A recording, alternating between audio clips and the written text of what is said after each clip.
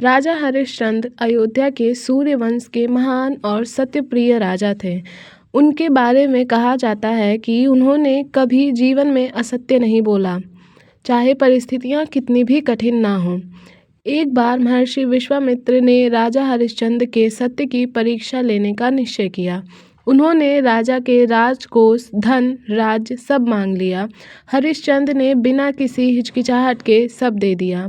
फिर विश्वामित्र ने कहा, मुझे दक्षिणा चाहिए।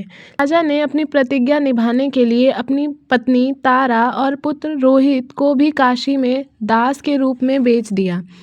एक राजा जिसने पूरी दुनिया में न्याय किया, आज वह खुद निर्धन हो चुका था। लेकिन विश्वामित्र की दक्षिणा अभी भी पूरी नहीं हुई थी। इसलिए राजा हरिश्चंद्र ने स्वयं को भी बेच दिया और शमशान की रखवाली का काम स्वीकार कर लिया।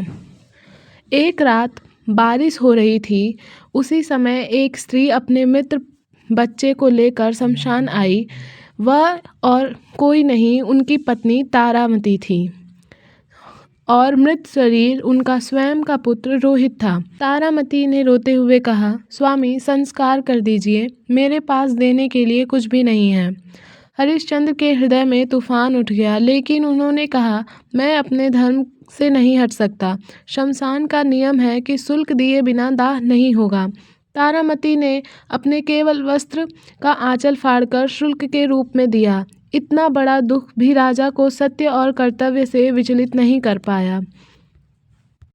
जैसे ही राजा हरिश्चंद्र अपने पुत्र का दाह संस्कार करने लगे, देवताओं का प्रकाश प्रकट हुआ। महर्षि विश्वामित्र सामने आए और बोले, राजन, आपने सत्य की परीक्षा श्रेष्ठ रूप से पूरी की है। आपका पुत्र जीवित होगा और आपको राज्य, धन सब वापस मिलेगा।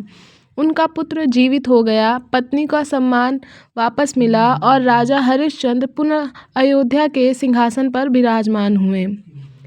इस कहानी की सीख, सत्य और धर्म की राह कठिन जरूर होती है, लेकिन अंत में विजय सत्य की ही होती है। राजा हरिश्चंद्र की कथा आज भी सत्यनिष्ठा और कर्तव्य के सर्वोच्च उदाहरण के रूप